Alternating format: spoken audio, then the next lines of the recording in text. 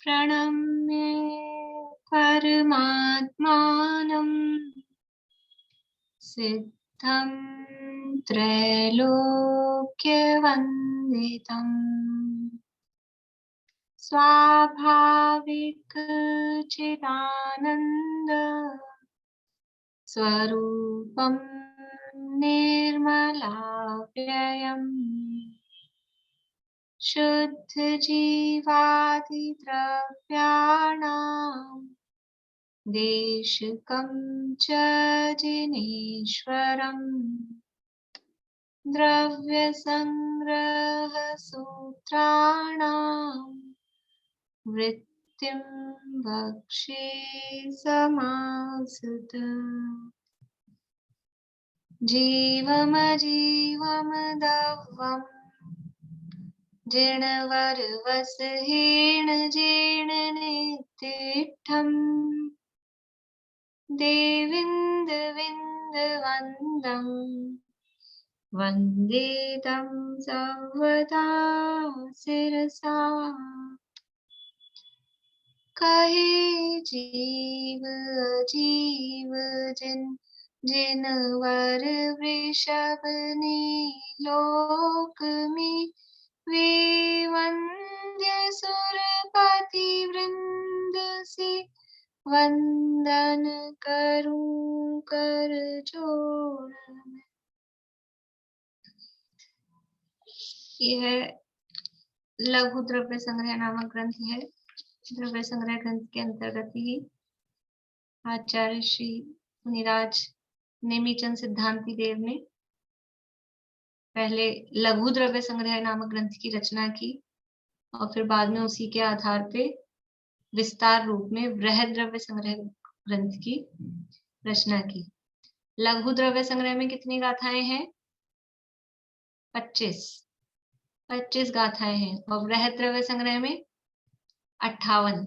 अपने को तो बृहद ही लघु लग रहा है, 58 ही गाथाएं हैं, लेकिन सामान्य रूप से द्रव्यों का तत्वों का सामान्य स्वरूप अगर किसी को जानना हो तो उसके लिए ये पहले उन्होंने 25 गाथाओं की रचना की थी, फिर उसी को थोड़ा और विस्तार देके 58 गाथाओं में बृहद द्रव्य संग्रह लिखा।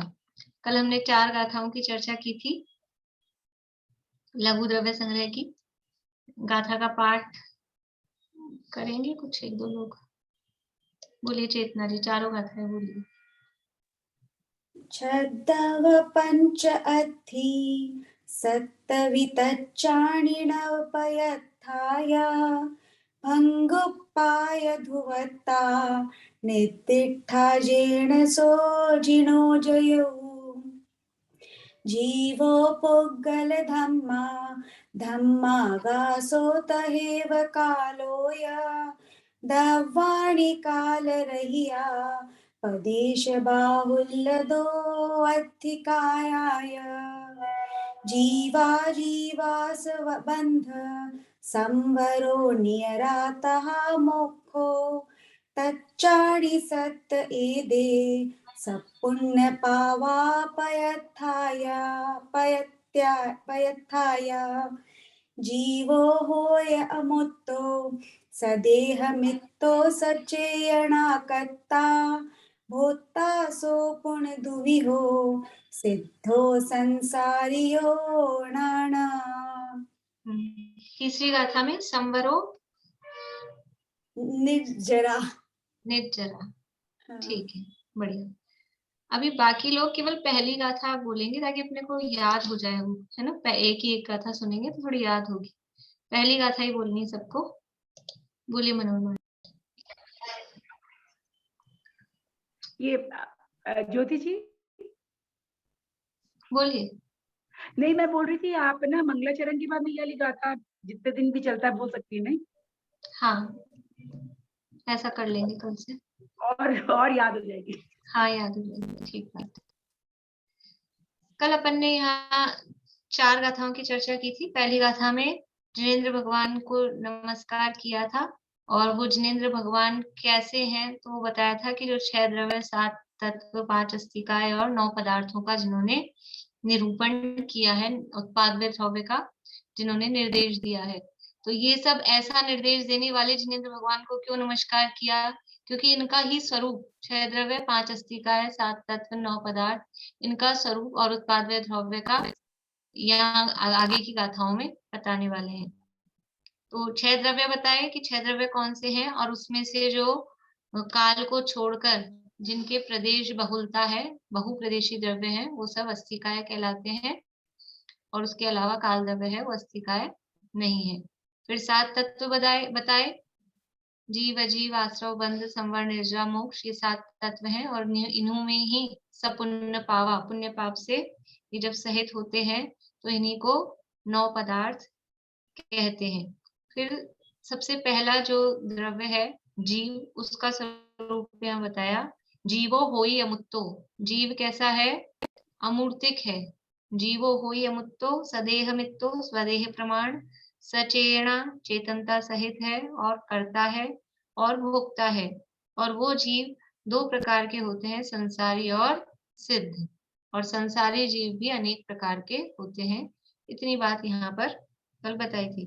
बहुत ज्यादा डिटेल अपन नहीं कर रहे हैं, क्योंकि आचार्य ने खुद ने लघु लिखा है, तो हम भी लघु रूप में उसको पढ़ रहे हैं। डिटेल करेंगे तो ये भी महीनों चल सकता है, लेकिन डिटेल अपने को पता है, जीवों के प्रकार भेद प्रभेद पीछे पढ़ के भी आए हैं, इसलिए शॉर्ट में देख रहे हैं। देखिए आगे 5 नंबर की गाथा है। अरसमरूवमगन्धम् अव्वत्तं चेयना गुणमसत्तम् जाणालिङ्गगहनम् जीवमणिदिट्ठसंठानम्।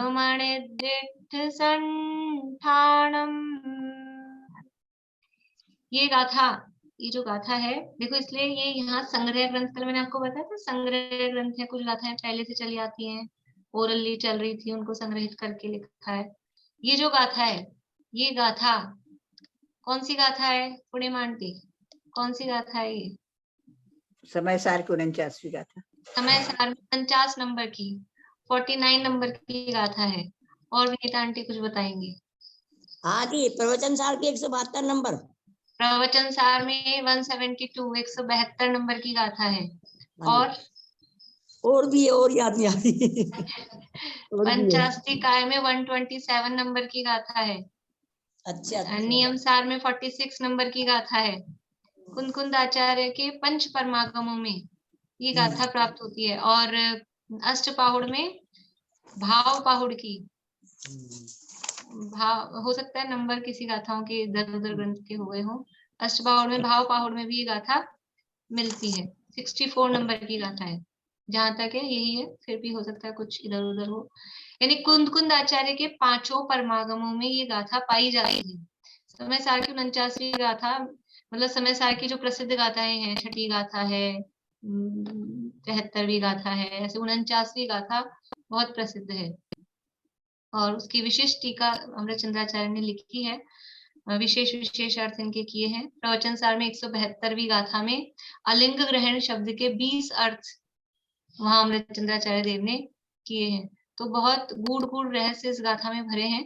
ये गाथा इस तरह से यहाँ लघु द्रव्य संग्रह में 5 नंबर की गाथा है। इसके अलावा धवला में भी ये गाथा प्राप्त होती है। धवला जो शास्त्र है षटखंडागम की टीका, उसमें भी ये गाथा मिलती है। तो अनेक स्थानों पर, मतलब कितनी महत्वपूर्ण गाथा और कितनी फेमस रही होगी। जीव का स्वरूप बताना है, जीव का क्या स्वरूप है, तो ये मतलब जैसे कहते हैं बच्चे बच्चे को याद होगी, उस समय सबके मुंह पर, जबान पर ये गाथा रही होगी, ऐसी ये गाथा है। बोलिए। तो ये धवला में भी है, तो लेकिन ये वैसे तो कुंदकुंद आचार्य द्वारा लिखी भी होगी ना? नहीं, कोई जरूरी नहीं है, वो परंपरा से चली आ रही है। कुंदकुंद आचार्य ने भी उस जगह पे उसका यूज देखते हुए वो वहां लिखी। धवला यद्यपि बाद में लिखा गया है, वहां तो कोट की है धवला में, तो मूल में उन्होंने लिखी कोट ही की है वहां पे। कुंदकुंद आचार्य की धवला, हाँ, षटखंडागम की टीका है धवला। अच्छा, हाँ, टीका है, हाँ, ठीक है ना। वीरसेन स्वामी बाद में हुए, बहुत बाद में हुए। हो सकता है मूल रूप में कुंदकुंद आचार्य ने लिखी हो, ऐसा कुछ मतलब उसका वो प्रमाण नहीं मिलता है। लेकिन ये गाथा इतनी प्रसिद्ध है और मतलब इतनी महत्वपूर्ण है कि सब जगह हर शास्त्र में गाथा मिलती है। स्वामी जी ने इस पे इतने बढ़िया प्रवचन की एक अलग किताब चली है अलग रंग के नाम से, अलग छपी है, और मैंने उन हाँ, दिनों ली थी। वो प्रवचन सार वाले इसके अर्थ लिए। में है। अच्छा, ये समय सार में पंचायत अलिंग ग्रहण शब्द का एक ही अर्थ किया और हाँ, हाँ, अरस के अरूप के उनके छह हाँ, हाँ। अर्थ किए अलग सब अलग मिल थे करके। थे। अभी अच्छा, शांति जी भाई साहब की क्लास अभी चल रही थी बच्चों की, तो अभी पूरी हुई है, समझ लो 5-7 दिन पहले ये गाथा 49वीं गाथा। विनीता आंटी क्या कह रहे हैं? पंचायत का की 27 नंबर है, मैंने भी देखी, किसी को मिस्टेक हो जाए तो। हाँ, 85 का की 127 है और प्रवचन सार की 172 है और अष्टपाहुड़ में 64 है, भाव पाहुड़ में, और उसमें 46 है नियम सार में। हाँ, ये वर्षा कार्तिकीय अनुप्रेक्षा में 12 अनुप्रेक्षाओं के बारे में है क्या, या क्या है ये शास्त्र? हाँ, मूल रूप में नाम ही अनुप्रेक्षा है, तो 12 भावना का वर्णन है, लेकिन 12 भावनाओं के वर्णन में सारे जनागम का पूरा 4 नियमों का वर्णन इसके अंतर्गत है। देखिए क्या कहा है गाथा में, अरसम अरूवम अगंधम, आत्मा का स्वरूप, जीव का स्वरूप बताया जा रहा है। पहले बताया था कि एक गाथा में ऊपर बता दिया था जीवो वही अमुक्तो, लेकिन उतना बताने से अमूर्तिक कहा, स्वदेह प्रमाण कहा, चेतनता सहित कहा, कर्ता भोक्ता कहा, पर उतना मात्र बताने से जीव का संपूर्ण स्वरूप स्पष्ट हुआ हो ऐसा उनको नहीं लगा, तसल्ली नहीं हुई। तो फिर से एक और गाथा यहाँ पर दी कि कैसा है जीव, कि जीव अरस है। अरस है, अरस का मतलब रस जिसमें नहीं है, रस से जो रहित है वो अरस, और अरूप है, रूप नहीं है जिसमें, अगंध है यानी गंध से जो रहित है, और अवत्तम, अवत्तम यानी अव्यक्त है। अरसम, वो जो है ना, अरसम अरूपम अगंधम, अ निकलेगा इनमें से, सब में से। अरसम म आधा है और अ पूरा है, अरसम अरूवम अगंधम, जीव रस रहित, रूप रहित, गंध रहित। अवत्तम, अवत्तम यानी अव्यक्त है। चेतना गुणम असद्दम, चेतना, चेतना गुण वाला है और अशब्द है, जीव में शब्द नहीं है, जीव शब्द से रहित है। और कैसा, जान यानी जानो, अलिंग ग्रहणम, अलिंग से ग्रहण किया जाने वाला, यानी जिसको किसी लिंग से ग्रहण नहीं किया जाता, ऐसा अलिंग ग्रहण, उसको जानो। और कैसा है जीव को, और कैसा जाने, जीवम यानी जीव, अनिर्दिष्ट, ये म है, मैं आधा है और इसमें ए जुड़ा हुआ है, अनिर्दिष्ट संठानम, अनिर्दिष्ट संस्थान वाला, संठानम यानी संस्थान, जिसका संस्थान, संस्थान का सामान्य अर्थ आकार होता है, तो जिसका संस्थान निर्दिष्ट नहीं है, कहा नहीं जा सकता है, ऐसा जीव को जानो। अरसम अरूवम अगंधम अवत्तम चेयणा गुणम असद्दम जान अलिंग गहनम जीवम अनिर्दिष्ट संठानम, जीव को रस रहित, रूप रहित, गंध रहित, अव्यक्त, शब्द रहित, लिंग द्वारा जिसका ग्रहण न हो सके, ऐसा जिसका संस्थान निर्दिष्ट नहीं है, कहा नहीं जा सकता, और ऐसा, और चेतना गुण युक्त जानना।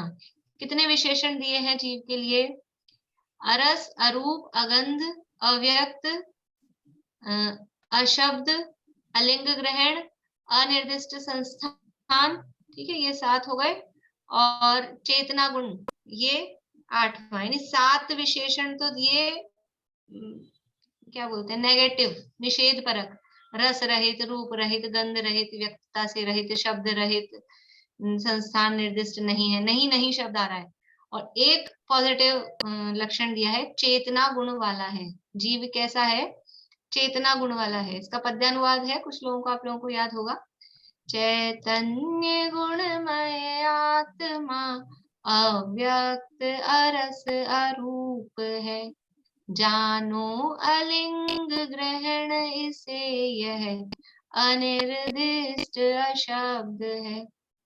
तो जीव को रस रहित कहा, रूप रहित कहा, गंध रहित कहा, तो क्या, और शब्द रहित भी कहा। तो जीव स्पर्श रहित नहीं है क्या? जीव स्पर्श वाला है क्या?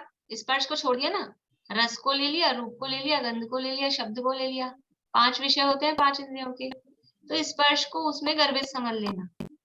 इन्हीं में स्पर्श रहित भी, क्योंकि गाथा में जितनी जगह होती है, गाथा में जब शब्द बढ़ा देंगे तो वो गाथा गाथा नहीं रहेगी, इसलिए अस्पर्शी है वो, उसमें इसमें गर्भित उसको समझ लेना। देखिए अगर अपन समय सार के हिसाब से देखें, प्रवचन सार के हिसाब से देखें, तो बहुत इसमें व्याख्या है, और जिन लोगों को विशेष रुचि है वो वहां से समझना। मैं थोड़ा थोड़ा सा बस एक आध ही आपको बताऊंगी, वरना वो बहुत क्या बोलते हैं, गहराई में भी चला जाएगा और बहुत विस्तृत भी हो जाएगा। लेकिन समय सार में एक एक शब्द के 6 अर्थ किए। जीव अरस है, क्यों है अरस? देखो रस है, रस क्या है? पुद्गल द्रव्य का गुण है, ये तो पता है ना, पुद्गल द्रव्य में स्पर्श रस गंध वर्ण, ये पुद्गल के गुण है। तो जीव अरस है, तो कैसे कैसे अर्थ किए? क्योंकि जीव पुद्गल द्रव्य से भिन्न है, पुद्गल द्रव्य से ही भिन्न है, पुद्गल द्रव्य रूप नहीं है, इसलिए वो अरस है। पुद्गल द्रव्य से भिन्न है, इसलिए वो रस नहीं है, अरस है। फिर दूसरा अर्थ क्या किया? जीव पुद्गल द्रव्य से तो भिन्न है, ठीक है, लेकिन अगर गुण हो तो उसमें, तो दूसरा अर्थ किया कि जीव पुद्गल द्रव्य के गुणों से भी भिन्न है, इसलिए उसमें रस नाम का गुण नहीं है, इसलिए अरस है। ठीक है, पुद्गल द्रव्य नहीं है, उसके गुण से भी भिन्न है, लेकिन हम जीव से रस को चखते तो हैं। तो तीसरा अर्थ किया कि जीव द्रव्य के माध्यम से रस को नहीं चखता, इसलिए वो अरस है। मैं केवल मतलब आपको लाइन ही बता रही हूँ, इसका विस्तार और डिटेल आपको देखनी हो तो समय सार अनुशीलन में दादा ने किया है, प्रवचन वगैरह हैं दादा के, गुरुदेव के, और भी विद्वानों के, उनमें से आप देख सकते हैं। फिर चौथा अर्थ किया, फिर कोई कहे कि नहीं हम द्रव्येंद्रिय के माध्यम से नहीं, मैं तो ज्ञान स्वरूप ही हूँ, तो मैं अपने ज्ञान से रस को चखता हूँ। तो चौथा अर्थ किया कि शोक्षम भावेंद्रिय के माध्यम से, शोक्षम ज्ञान रूप जो भावेंद्रिय है ना, उसके माध्यम से रस को नहीं चखता, इसलिए अरस है। फिर कहा ऐसे कैसे हो सकता है? तो कहा कि जीव अकेला, अपने को लगता तो है ना हम रस को ज्ञान से जान तो रहे हैं ना, तो कहा इंद्रियों के विषयों को जीव जानता है ज्ञान से, लेकिन ज्ञान से जानने पर भी केवल रस को नहीं जानता, रूप को भी जानता है, स्पर्श को भी जानता है, शब्द को भी जानता है, और भी चीजों को जानता है, इसलिए अकेले रस को नहीं जानता, इसलिए रस है। और फिर छठा अर्थ क्या किया? फिर किसी ने कहा कि नहीं भी रस को भी जानता है, तो बोला रस को जानने वाला होने पर भी, रस को जानता हुआ होने पर भी, क्योंकि ज्ञेय और ज्ञायक में तादात्म्य नहीं होता, इसलिए रस को जानने वाला होने पर भी, रस के ज्ञान रूप परिणमित होने पर भी रस रूप नहीं परिणमित होता, इसलिए रस है। ऐसे 6 पॉइंट ये रस के संबंध में दिए, फिर रूप के संबंध में दिए, फिर स्पर्श के संबंध में, गंध के संबंध में, शब्द के संबंध में, ऐसे 6 पॉइंट वहां दिए हैं। जिनको समझ में आया हो ठीक है, नहीं आया हो कोई बात नहीं, केवल मैंने आपको एक आइडिया टेस्ट बताया है कि कैसे अर्थ वहां पे किए हैं। विशेष देखना हो तो वहीं समय सार में से आप लोग देखिएगा। कौन है सैमसंग पे हैंड रेज किया है? वीडियो भी बंद है, बोली पार्थी आंटी। अलिंग गहनम क्या हुआ? मतलब बिना लिंग के मैंने कर रहे हैं अभी तो केवल ये वाली चर्चा हुई है, अभी आगे कर रहे हैं। अच्छा। बोलिए आशा आंटी, आप नाम क्यों नहीं लिख के रखते? आपका नेटवर्क स्लो है शायद आशा आंटी। हाँ, ये एक्चुअल में मैं पूना से आपकी आवाज नहीं आ रही है, नेटवर्क कट रहा है आपका, कट कट के ही आ रही है कुछ शब्द ही। एक मिनट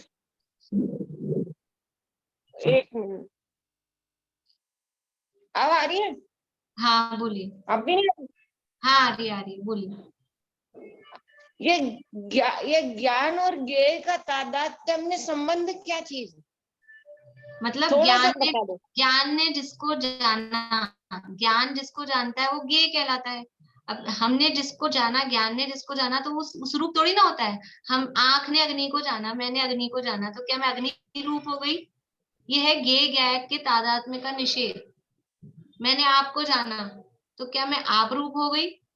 तो मैंने रस को जाना ज्ञान से, लेकिन मैं रस रूप नहीं होता हूँ। रस को जान लिया, रसगुल्ला खाया, मिठास का ज्ञान हुआ, लेकिन मैं मिठास रूप नहीं हूँ। इसका नाम है ज्ञेय ज्ञायक तादात्म्य का निषेध। वो लेकिन ज्ञेय ज्ञेय, रूप नहीं होता। लेकिन ज्ञेय है तो ज्ञान से ही ना। कोई भी चीज ज्ञेय जब ही होगी ना जब ज्ञान है। वो ज्ञान की अपेक्षा से उसका नाम ज्ञेय पड़ता है, लेकिन वो वस्तु ज्ञान की तरफ, मतलब ज्ञान की अपेक्षा नहीं रखती। हाँ, वो नाम उसका उसकी तरफ से पड़ता है। ज्ञेय नाम ज्ञान की तरफ से पड़ता है, ज्ञायक की तरफ से उसको ज्ञेय कहते हैं। तो ये हो गया अरस, अरूप, अगंध, अस्पर्श, उसको गर्भित समझ लेना। और अशब्द भी इसी तरह से, वहां गुण की जगह पर्याय लगाना, शब्द रूप पर्याय। ये हुआ। इसके बाद में बीच में है अव्यक्त। व्यक्त नहीं, इसे अव्यक्त के भी 6 बोल इसी तरह से समय सार में दिए हैं कि आत्मा व्यक्त नहीं है। जैसे पुद्गल की जो पर्याय हैं, अवस्थाएं हैं, वो व्यक्त होती हैं, वैसे आत्मा इस तरह से व्यक्त नहीं है। और भी उस वहां पर अर्थ, विशेष विशेष अर्थ दिए हैं कि समस्त व्यक्तियां चैतन्य में निमग्न है। चैतन्य की जो पर्याय है वो भी कठिन पड़ जाएंगे, फिर आप लोगों के प्रश्न आएंगे तो अपना कुछ और चल जाएगा। इसलिए इतना समझ लीजिए कि जीव जो है, जैसे व्यक्त, पुद्गल अपने को व्यक्त दिखाई देता है, आंखों से दिखाई दे रहा है इसलिए समझ लीजिए, या इंद्रियों से पकड़ में आ रहा है इसलिए समझ लीजिए। वैसा जीव इस तरह से व्यक्त नहीं है, वो अव्यक्त है। इंद्रियों के माध्यम से पकड़ में नहीं आने वाला है, ऐसा वो अव्यक्त है। चेतना गुण वाला है। चेतना गुण की कल भी अपन ने चर्चा की थी कि ज्ञान दर्शन आदि गुण जिसमें है, चैतन्य गुण, चैतन्य गुण में आत्मा है, वो एक चेतना लक्षण से ही पहचाना जाता है। चेतना लक्षणम, यही जीव का उपयोगो लक्षणम, उपयोग मतलब वही ज्ञान दर्शन, उसी से जीव पहचाना जाता है। तो चेतना गुण वाला है, अशब्द है और अलिंग ग्रहण है। अलिंग ग्रहण, लिंग का मतलब होता है चिन्ह। लिंग किसे कहते हैं? लिंग शब्द के बहुत सारे अर्थ होते हैं, और उन बहुत सारे अर्थों में से मतलब 20 अर्थ वहां प्रवचन सार में उस लिंग शब्द के किए। लेकिन अन्य जो ग्रंथों में, समय सार में, पंचाशी का नियम सार वगैरह में, वहां एक सामान्य अर्थ किया। तो लिंग का मतलब होता है चिन्ह। और चिन्ह मतलब कौन सा चिन्ह? तो यहाँ किसी चिन्ह से आत्मा जानने में नहीं आता। और चिन्ह का अर्थ विशेष रूप से इंद्रियां किया, इंद्रियों को भी लिंग कहते हैं। तो आत्मा इंद्रियों से पकड़ में नहीं आता, या बाहर में आत्मा की पहचान का कोई चिन्ह हो इसी तरह से, तो वो आत्मा को इस तरह से किसी चिन्ह से नहीं पहचाना जा सकता है। इसलिए वो अलिंग ग्रहण। शब्द तो क्या है? लिंग से अग्रहण, लिंग से उसका ग्रहण नहीं होता, लेकिन अ को लगा दिया पहले तो वो बना अलिंग ग्रहण। आत्मा लिंग से यानी किसी चिन्ह से पहचान में नहीं आता, पकड़ में नहीं आता है। लिंग का मतलब क्या है? बाहरी कोई जो चिन्ह है, उन चिन्हों से आत्मा पकड़ में, पहचान में नहीं आता है, इसलिए वो अलिंग ग्रहण है। और कैसा है? अनिर्दिष्ट संस्थान। जीव का कोई आकार, संस्थान वो निर्दिष्ट नहीं है। देखो क्या कह रहे हैं, जीव अनिर्दिष्ट संस्थान वाला है, यानी जीव का आकार निर्देशित नहीं किया जा सकता। तो इसका अर्थ ये हम कह सकते हैं कि जीव में आकार नहीं होता, हाँ या ना। जीव अनिर्दिष्ट संस्थान वाला है, इसलिए इसका अर्थ यह है कि जीव में आकार नहीं होता। हाँ के लिए 1 उंगली, ना के लिए 2 उंगली। प्रश्न है आपके लिए।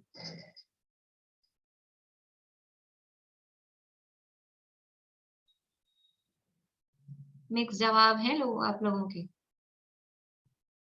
कांता आंटी का जवाब सही है। कांता आंटी से पूछते हैं। कांता आंटी 2 उंगली क्यों दिखाई आपने? जीव का कोई आकार नहीं होता है। तो उस आकार नहीं होता इसलिए तो एक उंगली दिखानी थी, और आकार नहीं होता ये बात गलत है उसके लिए 2 उंगली दिखानी थी। जीव का आकार नहीं होता ये बात सही है उसके लिए 1 उंगली, जीव का आकार नहीं होता ये बात गलत है उसके लिए 2 उंगली। वो समझ का ही फर्क हो गया, पर समझ तो यही तो रही थी आपका तो चलिए गलती से ही सही हो गया आपका तो। हाँ, अभी समझ में आया आप लोगों को? अब बोलिए सुमन जी, 2 उंगली क्यों है? जीव का निश्चित आकार नहीं होता, कोई आकार तय नहीं नहीं है उसका आकार, आकार देह नहीं प्रमाण होता है, तो निश्चित आकार नहीं है उसका। यानी जीव का निश्चित आकार नहीं है ऐसा नहीं, जीव के आकार को कहा नहीं जा सकता, निर्दिष्ट नहीं किया जा सकता, लेकिन आकार नहीं होता ऐसा नहीं है। क्यों? अगर ऐसा मान लें कि जीव में आकार ही नहीं होता तो क्या समस्या आएगी? यदि ये मान लिया जाए कि जीव में आकार ही नहीं होता क्योंकि वो अनिर्दिष्ट संस्थान वाला है, तो क्या समस्या आएगी रजनी जी? क्योंकि जो 6 विशेष गुण होते हैं प्रदेशत्व गुण, उसका अभाव हो जाएगा। हाँ, प्रदेशत्व गुण का अभाव हो जाएगा। प्रदेशत्व गुण के कारण द्रव्य का कोई ना कोई आकार अवश्य होता है, इसलिए जीव में आकार तो होता है लेकिन उस आकार को कहा नहीं जा पा रहा है। जैसे कल आपको उदाहरण दिया था, सोने की चूड़ी है तो हम गोल आकार कह सकते हैं, चैन है तो चैन का आकार कह सकते हैं, जो भी है, और भी चीजें, बिस्किट है तो हमने उसको रेक्टेंगुलर आकार कह दिया, लेकिन हमने उसकी डली बना ली है, वो कैसा हो गया? तब उसको क्या कहें? वो ना गोल कहने में आएगा, ना तिकोना, ना चौकोर, उसको हम बोल नहीं सकते। जैसे पानी में स्वाद होता है कि नहीं होता है, घी में स्वाद होता है कि नहीं होता है, लेकिन बताओ, खट्टा मीठा कड़वा कषैला चरपड़ा कौन सा स्वाद होता है घी में? तो वो स्वाद तो होता है लेकिन अनिर्दिष्ट स्वाद है, उसको कहा नहीं जा सकता। पानी में स्वाद तो होता है लेकिन उसको बोला नहीं जा सकता कि कौन सा स्वाद है। ऐसे ही जीव में आकार तो है लेकिन उस आकार को कहा नहीं जा सकता है, और उसके पीछे भी वही 4 कारण वहां दिए हैं समय सार में, कि अलग अलग शरीरों को धारण करता है, अलग अलग आकारों में रहता है, इसलिए एक आकार वो कहा नहीं जा सकता। तो अपन कह तो सकते हैं, जब जीव सिद्ध हो जाए तब तो कह दो किंचित न्यून पुरुषाकार, तब तो कह दिया ना, या लोक प्रमाण कह दो निश्चय से, लोक प्रमाण असंख्यात प्रदेशी है, लेकिन लोक प्रमाण तो हमेशा तो रहता ही नहीं है, तो वो तो कहा ही नहीं जा सकता। और किंचित न्यून पुरुषाकार है वो भी, अब वो कौन से किस साइज का होगा? किंचित न्यून पुरुषाकारी तो सामान्य शब्द है, लेकिन वो कौन सा? अभी देखो मोक्ष जाने में वो किस आकार में, खड़गासन में गए हैं कि पद्मासन में गए हैं, जो भी उनका आकार है वो कहा नहीं जा सकता, इसलिए यहाँ अनिर्दिष्ट संस्थान ये शब्द दिया गया है। तो इस तरह से जीव को रस रहित, रूप रहित, गंध रहित, अव्यक्त, शब्द रहित, लिंग द्वारा जिसका ग्रहण न हो सके ऐसा, और जिसका संस्थान निर्दिष्ट नहीं है ऐसा, और चेतना गुण युक्त जानना, ऐसा यहाँ ये जीव का स्वरूप कहा गया है। वास्तव में तो ये मतलब काफी डिटेल रखने वाली गाथा है, लेकिन अपन इतना ही ले रहे हैं। आगे बढ़ते हैं, अगली गाथा है छठी गाथा। देखिए, जीव का स्वरूप यहाँ 2 गाथाओं में बताया, अब अजीव पुद्गल का स्वरूप यहाँ बता रहे हैं। वर्ण रस गंध फासा विज्जन्ते जस जिन्वरुद्दिठा, मुत्तो पुग्गल काओ, पुड़वी पहुदी हुसो सोढ़ा, पुड़वी पहुदी हुसो सोढ़ा। पुद्गल का स्वरूप यहाँ बता रहे हैं, कैसा है पुद्गल? वर्ण रस गंध फासा विज्जन्ते जस, जस यानी जिसमें, विज्जन्ते विद्यमान है, क्या विद्यमान है?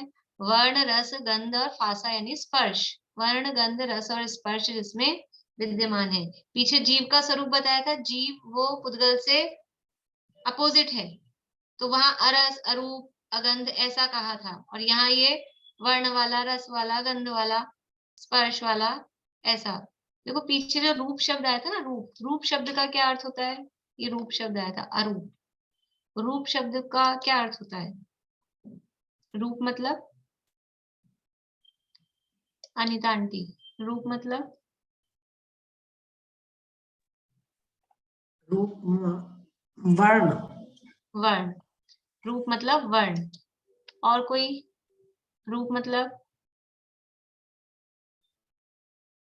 पूर्णिमा आंटी, रूप मतलब और कुछ? जो चक्षु इंद्रियों से ना देखा जा सके, ना देखा जा सके। देखा जा सके। हाँ, वो वो तो रूप हो गया है। ना वर्ण। हाँ, वर्ण के अलावा रूप शब्द से, वर्ण के अलावा रूप शब्द से चारों को भी ग्रहण करते हैं। रूप शब्द से सामान्य रूप से अपन वर्ण को ग्रहण करते हैं, जो चक्षु इंद्रिय से जो देखा जाए उसे रूप बोलते हैं। लेकिन रूप शब्द में जब अब हम अरूपी बोलते हैं, अरूपी, अमूर्तिक का पर्यायवाची शब्द होता है ना दूसरा, अरूपी, तो वहां रूप शब्द में क्या ग्रहण करते हैं? अकेला वर्ण। रूप शब्द में चारों को ग्रहण करते हैं, स्पर्श रस गंध वर्ण चारों। तो जीव अरूप है, अरूप है में चारों भी ग्रहण कर सकते हैं, लेकिन यहाँ पे वर्ण अलग से नहीं दिया है। कहीं कहीं समय सार में ऐसा दिया है कि स्पर्श रस गंध वर्ण अलग से दिया, उसके बाद में रूप शब्द और दिया अलग से। तो वो रूप शब्द चारों को भी गर्भित करता है। तो जहां जैसा यहाँ पे भी अपन चारों को भी गर्भित करके भी लगा सकते हैं और वर्ण रूप से उसका अर्थ भी कर सकते हैं। देखिए वापस आ जाइए अपनी छठी गाथा पे। तो वर्ण रस गंध फासा विज्जन तत्से जस, कि जिसमें वर्ण रस गंध और स्पर्श विज्जनते, विज्जनते यानी विद्यमान है, और जिनवर उद्दिष्ठा, जिनवर जिनेन्द्र भगवान ने उद्दिष्ट यानी कहा है, निर्देशित किया है, कहा है।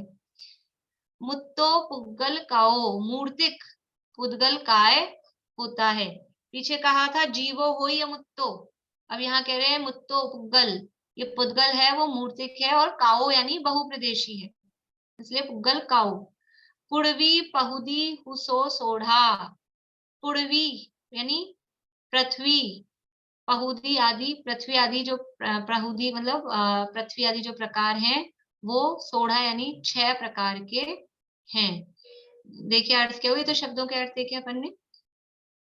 जिसमें वर्ण रस गंध और स्पर्श विद्यमान है, वह मूर्तिक पुद्गल काय पृथ्वी आदि, पृथ्वी पहुदी, पृथ्वी से लेकर, पृथ्वी से प्रारंभ करके 6 प्रकार की, 16 यानी 6 प्रकार की जिनवर उद्दिष्ठा श्री जिनेन्द्र देव ने कही है। यानी पुद्गल किसे कहते हैं? जिसमें स्वर्ण रस गंध और स्पर्श, या अपन इधर से बोलते हैं स्पर्श रस गंध वर्ण विद्यमान होता है, वह पुद्गल कहलाता है, वो मूर्तिक होता है, और कायवान यानी बहुप्रदेशी होता है, और 6 प्रकार का वो कहा गया है। पृथ्वी आदि 6 प्रकार का पुद्गल कहा गया है। ये पृथ्वी आदि 6 प्रकार का पुद्गल क्या है? पृथ्वी आदि 6 प्रकार का पुद्गल, मीनू दीदी।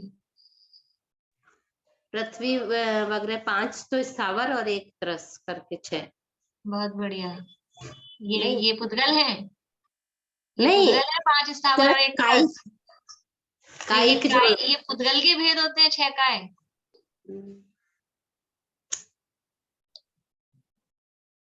कौन से है पृथ्वी आदि 6? बोलिए निशांती।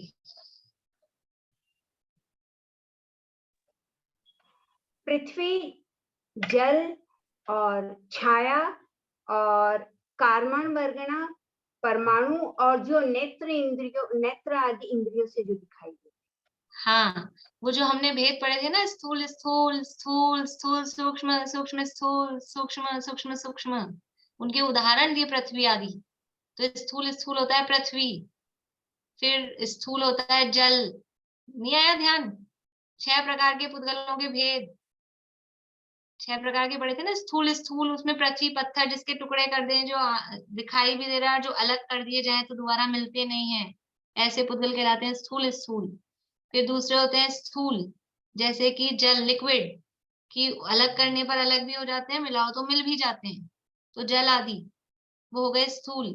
तीसरा है स्थूल सूक्ष्म। स्थूल सूक्ष्म में क्या आएगा?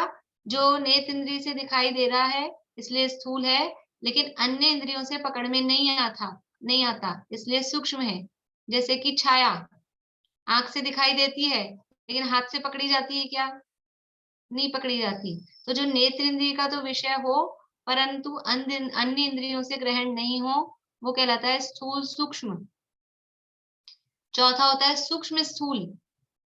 सूक्ष्म स्थूल क्या है कि जो अन्य 4 इंद्रियों का विषय हो, नेत्र इंद्रिय का विषय नहीं है इसलिए सूक्ष्म है, और अन्य 4 इंद्रियों का विषय होता है इसलिए स्थूल है। फिर से, जो नेत्र इंद्रिय का विषय नहीं होने से सूक्ष्म है और अन्य 4 इंद्रियों का विषय होने से स्थूल है। जैसे क्या? जैसे हवा आंख से दिखती है क्या? आंख से नहीं दिखती है लेकिन स्पर्शन इंद्रिय से महसूस होती है, इसलिए वो कहलाएगी सूक्ष्म स्थूल। ठीक है, 4 हो गए। स्थूल स्थूल, पृथ्वी पत्थर पहाड़ आदि। दूसरा है स्थूल लिक्विड चीजें जल आदि। फिर तीसरा है स्थूल सूक्ष्म, जो नेत्र इंद्रिय का विषय हो अन्य इंद्रिय का विषय ना हो, वो होते हैं स्थूल सूक्ष्म। चौथा है सूक्ष्म स्थूल, नेत्र इंद्रिय का विषय नहीं हो अन्य इंद्रिय का विषय हो, वो सूक्ष्म स्थूल। पांचवा है सूक्ष्म सूक्ष्म, पांचवा है सिंगल सूक्ष्म। सूक्ष्म का मतलब है जो नेत्र इंद्रिय का विषय भी नहीं है अन्य इंद्रियों का विषय भी नहीं है, लेकिन सूक्ष्म जो स्कंद है कार्बन वर्गण आदि स्कंद, वो कहलाते हैं सूक्ष्म। और सूक्ष्म सूक्ष्म जो सिंगल एक परमाणु है वो सूक्ष्म सूक्ष्म, क्योंकि यहाँ पुद्गल के भेद कर रहे हैं। जब पुद्गल के 6 भेद करेंगे तो 6ठे भेद में परमाणु को लेंगे, और जब स्कंधों के यही 6 भेद करेंगे तो फिर 6ठे भेद में परमाणु को नहीं लेंगे, फिर 2 अणु वाला स्कंध वो 6ठा सूक्ष्म सूक्ष्म में जाएगा और कार्बन वर्गण आदि हैं वो सूक्ष्म में जाएंगे। वहां थोड़ा ऐसा बदलाव किया जाता है, यानी यही 6 भेद पुद्गल के करते हैं, यही 6 भेद स्कंद के करते हैं। बोलिए पूर्णिमांति, क्या दिक्कत होगी? दिक्कत नहीं होगी, मैं बोलूं एक बार? ऐसा बोल हाँ रहे हैं। बोलिए बोलिए, आपके चेहरे से लग रहा है आपको बहुत नहीं, दिक्कत कोई हाँ नहीं है। बोलिए बोलिए। सूक्ष्म सूक्ष्म तो आएगा 2 अणु से लेकर अनंत अणु तक का सूक्ष्म सूक्ष्म में है ना। हाँ तो सूक्ष्म में आएगा ज्ञानावरण आदि परमाणु जो इंद्रियों की पकड़ में नहीं आते हैं। तो वो और आप फिर क्योंकि आप खोजबीन में लगे थे ना, इसलिए आपने सुना ही नहीं मैंने लास्ट में क्या कहा। यही कहा था। मैंने ये कहा जब हम पुद्गल के 6 भेद करते हैं तो सूक्ष्म सूक्ष्म में अणु को लेते हैं, ग्रंथों में लिया है पुद्गल के 6 भेद। तो जब लास्ट वाला आएगा सूक्ष्म सूक्ष्म, उसमें परमाणु को लेंगे, तो वो 2 अणु और जो कार्बन वर्गणा वाली है वो सब सूक्ष्म में चली जाएंगी। और जब स्कंद के 6 भेद करेंगे तो फिर परमाणु को नहीं लेंगे क्योंकि हम भेद ही स्कंद के कर रहे हैं, तो फिर 2 अणु वाला जो स्कंद है वो सूक्ष्म सूक्ष्म में चला जाएगा, और जो अनंत परमाणु वाली वर्गणाएं हैं वो सूक्ष्म में चली जाएंगी। कार्बन वर्गणाएं सूक्ष्म में आएंगी, कार्बन वर्गणाएं सूक्ष्म में आएंगी ना। हाँ और सूक्ष्म स्थूल तो शब्द आदि आ जाते ना, शब्द आदि जो अपने पकड़ में नहीं आते मगर इंद्रियों के द्वारा तो ग्रहण होते ना। और स्थूल सूक्ष्म में चांदनी वगैरह धूप छाया वगैरह ये आ जाते है ना। और स्थूल का तो आपने बताया वो ठीक है कि दूध पानी वगैरह जो मिल जाते ना, एक अलग भी रहते और मिलके भी एक भी हो जाते, तो स्थूल में आ गए वो। और स्थूल में तो जो लकड़ी वगैरह के टुकड़े अपन करते हैं वो फिर वो अलग है। हाँ। स्थूल इस तरह से ही आएगा ना। हाँ हाँ ठीक है ठीक है। तो ये 6 प्रकार का पुद्गल यहाँ, क्योंकि पुद्गल का है, पुद्गल द्रव्य 6 प्रकार का है, इसलिए हमको परमाणु को भी उसमें गर्भित करना है। तो 6ठे टाइप में हमने परमाणु को लिया है। 2 तरह से भेद मिलते हैं शास्त्रों में, सब जगह अपन ने पहले द्रव्य संग्रह में भी पढ़े हैं, तत्वार सूत्र में भी पढ़े हैं, बहुत बार अपन पढ़ चुके हैं 6 प्रकार के ये भेद। ठीक है, तो ये पुद्गल द्रव्य 6 प्रकार का यहाँ पर कहा है, और पृथ्वी आदि उदाहरण से उसको कहा है, पृथ्वी आदि 6 प्रकार। तो मुझे पता था कि वो पृथ्वी शब्द पढ़ते ही अपने को पृथ्वी जल अग्नि वायु वनस्पति वही ख्याल में आ जाता है। तो पुद्गल के भेद चल रहे हैं, वो जीव के भेद हैं, पृथ्वी कायिक जल कायिक, ये तो त्रस और स्थावरों में भेद करेंगे ना, संसारिणस्तरस स्थावरा, तो जीव के भेद हैं। यहाँ पुद्गल के भेदों की बात चल रही है। शायद आचार्य ने भी शिष्यों को कंफ्यूज करने के लिए पुड़वी पहुदी लिख दिया, सीधा सीधा स्थूल स्थूल लिख देते तो समझ में आ जाता, लेकिन उन्होंने सोचा कि थोड़ा अपन भी कंफ्यूज करें इनको, तो पुड़वी पहुदी लिखा। चलिए आगे पढ़ते हैं। 7वीं गाथा। पुड़वी जलम च छाया चौरिन्द्रिय विषयकम परमाणु छव्यभेयं वणियं पुग्गल दव्वम जिणिन्देहि। मैंने गाथा नहीं पढ़ी थी, लेकिन वो अर्थ पूरा उसके साथ में 6 के साथ में यहाँ हो गया है। नीचे गाथा में दिया है जो 6 प्रकार के पुद्गल बताए हैं, वो यहाँ उदाहरण रूप में यहाँ उनके नाम दिए हैं। पुड़वी पहुदी कहा था, तो यहाँ से पुड़वी चालू किया। पुड़वी यानी पृथ्वी, जल, छाया, चौ इंद्रिय विषय और कर्म परमाणु। कर्म और परमाणु ये 6 विषय, ये 6 प्रकार के भेद भणियम कहे हैं। पुग्गल दवम पुद्गल द्रव्य के जिणेन्द्रेहि, जिनेन्द्र भगवान ने ये 6 प्रकार के पुद्गल द्रव्य के भेद कहे हैं। कौन कौन से कहे हैं? पृथ्वी। पृथ्वी का मतलब है इतना स्थूल कि जिसको अलग कर दिया जाए तो वो फिर मिले नहीं। पत्थर के पहाड़ के 2 टुकड़े कर दो तो फिर वो मिलते नहीं है, वो पृथ्वी। जल, इसको कहा स्थूल कि अलग कर दिया भी जाए। पानी, एक जग में पानी था, एक गिलास में निकाल लिया, फिर अपने को लगा नहीं काम नहीं आ रहा, वापस से जग में डाल दिया तो मिल भी जाते हैं, अलग भी हो जाते हैं। तो ऐसी चीजें कहलाती है स्थूल, वो जल कहा। फिर है छाया। छाया का मतलब है जो नेत्र इंद्रिय से पकड़ में आ रही है, अन्य इंद्रियों से पकड़ में नहीं आ रही है, ऐसी चीजें, उसके लिए उदाहरण में यहाँ छाया दिया, वो कहलाती है स्थूल सूक्ष्म। चौथा दिया नेत्र इंद्रिय के अतिरिक्त 4 इंद्रियों के जो विषय हैं, मतलब आंख से नहीं दिखाई दे, बाकी इंद्रियों से पकड़ में आ जाए, तो वो सब कहलाते हैं सूक्ष्म स्थूल। यहाँ वो शब्द नहीं दिए, लेकिन वो शब्द, ये तो उदाहरण है, वास्तव में उनके नाम वो हैं। फिर 5वां जो है सूक्ष्म। सूक्ष्म के लिए यहाँ उदाहरण दिया है कर्म। कर्म को दिया है सूक्ष्म के अंतर्गत, कर्म वर्गणा। और ये वर्गणा अनंत परमाणुओं का स्कंद होती है, तो ये कर्म वर्गणा दी है सूक्ष्म के अंतर्गत, क्योंकि वो ना नेत्र इंद्रिय से दिखाई देती है, ना अन्य किसी इंद्रियों से दिखाई देती है, वो सूक्ष्म। और फिर सबसे लास्ट में दिया है सूक्ष्म सूक्ष्म के अंतर्गत परमाणु। परमाणु भी, क्योंकि पुद्गल के भेद कर रहे हैं, इसलिए अंतिम भेद में परमाणु दिया। ये सब 6 प्रकार के भेद पुद्गल द्रव्य के जैन भगवान ने कहे हैं। अपन ने ऊपर कर ली है चर्चा। अब देखिए आगे 8वीं गाथा। जीव का स्वरूप हो गया, पुद्गल का स्वरूप हो गया। तीसरा द्रव्य कौन सा है? तीसरा द्रव्य बताया था धर्म द्रव्य। धर्म द्रव्य के लिए आप लोगों को आसानी है, वही की वही गाथा है जो बृहद द्रव्य संग्रह में थी। गई परिणयान धम्मो पुग्गल जीवान गमन सहयारी तोयम जहमच्छाणम अच्छन्तानेव सोनेयी। गई परिणयान धम्मो। गई यानी गति रूप से, परिणयान परिणमित जो है। कौन होते हैं गति रूप से परिणमित, यानी जो गमन करने वाले होते हैं, वो कौन होते हैं? पुग्गल जीवान, पुद्गल और जीव। तो गति रूप से जो परिणमित पुद्गल और जीव हैं, उनको गमन सहयारी, गमन में जो सहकारी होते हैं, सहायता करते हैं, सहयोगी होते हैं, निमित्त होते हैं, वो कौन होता है? धम्मो, वो धर्म द्रव्य है। गति रूप से परिणमित जो जीव और पुद्गल द्रव्य हैं, उनको गमन करने में जो सहकारी यानी निमित्त होता है, वो धर्म द्रव्य है। और नीचे वाली लाइन में उदाहरण दिया, तोयम जह मच्छाणम। जह यानी जिस प्रकार, तोयम यानी पानी, तो यानी जल, मच्छाणम यानी मछलियों को। जिस प्रकार मछलियों को जल सहकारी होता है, किसमें सहकारी होता है? गमन करने में। जब मछलियां स्वयं गमन करना चाहती हैं, तो उनके गमन करने में जल सहकारी होता है, यानी निमित्त होता है। वैसे ही जो स्वयं गति रूप से परिणमित है, यानी स्वयं जो गमन कर रहे हैं, ऐसे पुद्गल और जीवों के गमन में सहकारी यानी निमित्त जो होता है, उसको धर्म द्रव्य कहते हैं। और कोई कहे कि नहीं धर्म द्रव्य पकड़ पकड़ के चलाता होगा, फिर तो सब चलते ही रहना चाहिए, तो आगे कह रहे हैं अच्छंता। अच्छंता यानी जो नहीं चल रहे हैं, जो बैठे हुए हैं, जो रुके हुए हैं। नेव सो नेई, जो नहीं चल रहे हैं उनको नेव, नहीं ही नेई यानी ले जाता नहीं है। वो जो नहीं चल रहे हैं, गमन नहीं कर रहे हैं, उनको पकड़ पकड़ के गमन नहीं कराता।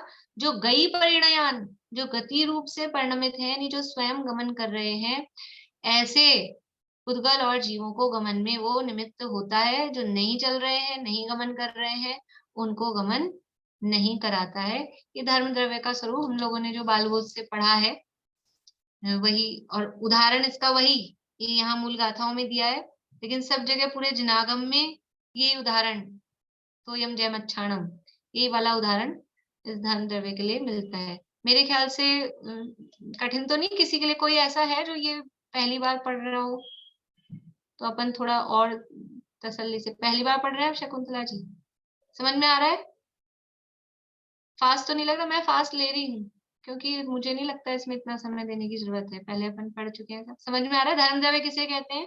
जो स्वयं गमन करते हुए जीवों और पुद्गलों को गमन करने में निमित्त होता है, सहायक होता है, उसे धर्म द्रव्य कहते हैं। ये यहाँ पर बताया है, जो भी जीव और पुद्गल गमन करते हैं। जीव और पुद्गलों को गमन में क्यों लिखा है? द्रव्य तो 6 होते हैं, तो अधर्म, आकाश, काल को क्यों छोड़ दिया?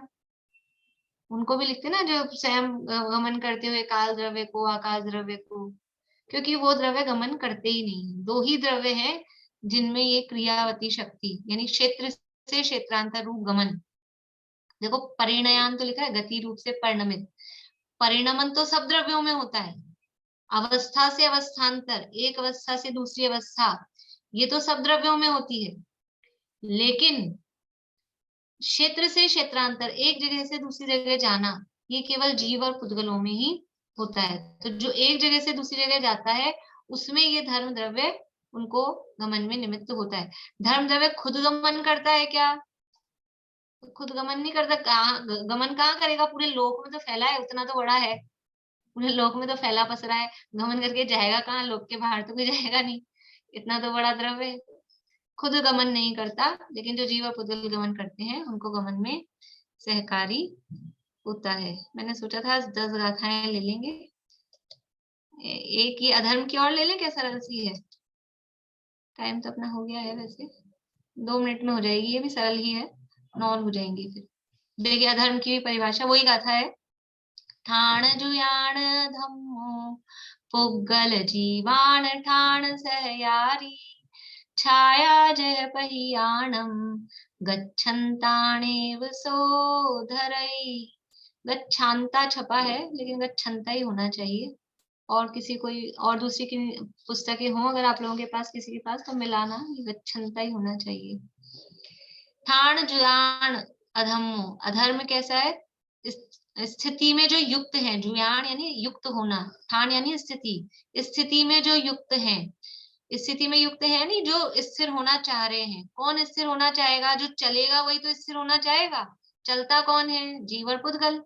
इसलिए स्थिति में जो युक्त हैं यानी जो स्थित होना चाहते हैं, ऐसे पुद्गल और जीवों को ठाण सहयारी, स्थिति में, रुकने में, स्थित होने में जो सहयारी, सहकारी यानी निमित्त है, ऐसा वो अधर्म द्रव्य है। यानी गमन पूर्वक स्वयं रुकने वाले, स्थित होते हुए पुद्गल और जीवों को स्थिर होने में जो द्रव्य सहकारी या निमित्त होता है उसे अधर्म द्रव्य कहते हैं।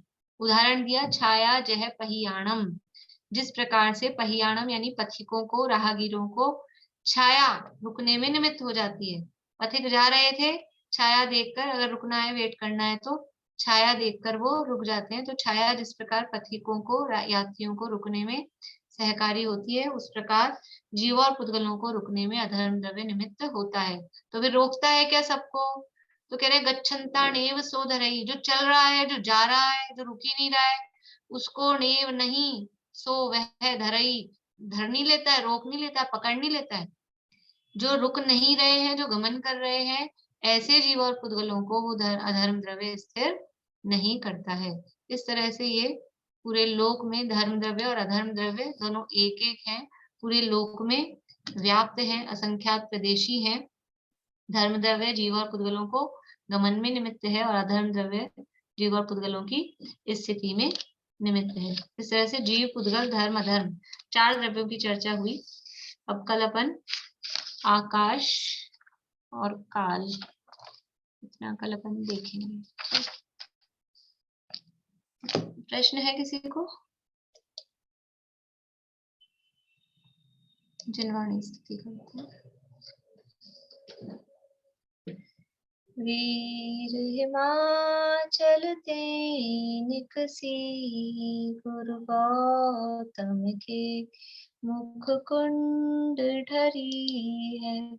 मोह महाचल भेद चली, जग की जड़ता तप दूर करी है। ज्ञान पयो निधि माहि रली, बहुभंग तरंगनि सोचरी है। ताय शुचि शारद गंग नदी, प्रति में अंजलि कर शीश धरी है। मैं अंजलि कर शीश धरी है। नौ बार नमो कर्म।